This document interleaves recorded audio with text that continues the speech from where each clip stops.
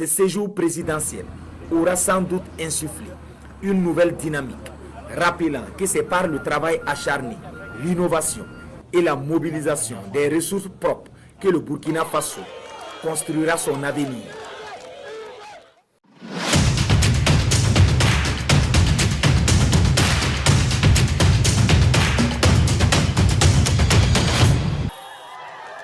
La récente visite du capitaine Ibrahim Traoré à Bobo Dioulasso a été bien plus qu'une simple étape protocolaire.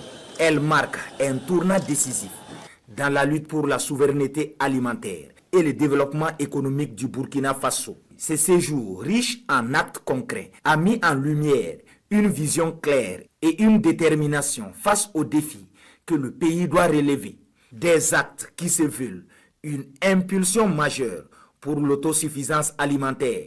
L'un des moments phares de cette visite a été la remise d'intrants et de matériel hydro-agricole et halieutique au monde rural.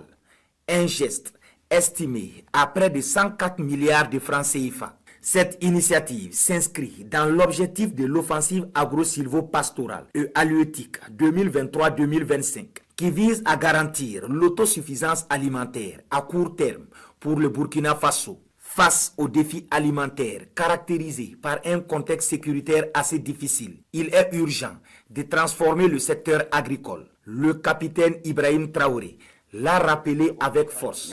L'avenir du pays passe par une agriculture résiliente et productive, capable de nourrir chaque Burkinabé. La mise à disposition de ces équipements et intrants est un pas de géant vers cet objectif, permettant aux producteurs d'optimiser leur rendement et de diversifier leur production. Au-delà de l'agriculture, le séjour du chef de l'État a également été l'occasion de poser les jalons d'une industrialisation prometteuse. La pose de la première pierre de 2 usines majeures témoigne de cette ambition.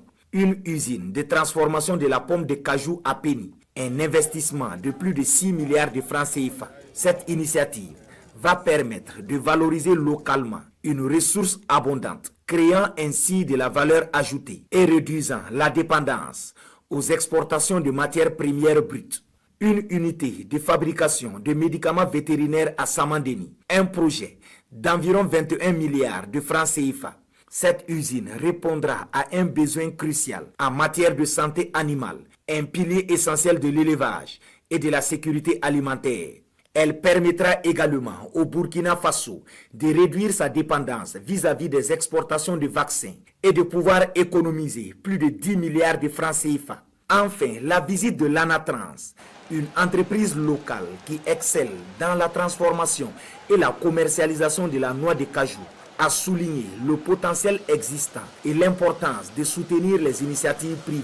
Ces investissements massifs ne sont pas seulement des chiffres, ils sont porteurs d'un espoir immense pour la jeunesse burkinabé. Ces usines vont générer des centaines d'emplois directs et des milliers d'emplois indirects, offrant des perspectives concrètes aux jeunes et aux femmes qui luttent contre le chômage. Une stratégie qui vise à développer l'économie tout en offrant des opportunités de dignité et de subsistance. Le bilan du séjour du capitaine Ibrahim Traoré à Bobo Dioulasso est sans équivoque. Il s'inscrit dans une vision stratégique de développement endogène et de souveraineté.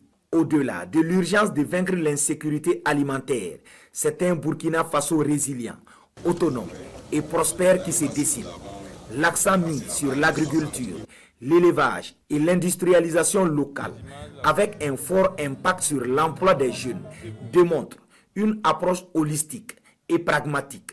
Ce séjour présidentiel aura sans doute insufflé une nouvelle dynamique, rappelant que c'est par le travail acharné, l'innovation et la mobilisation des ressources propres que le Burkina Faso construira son avenir.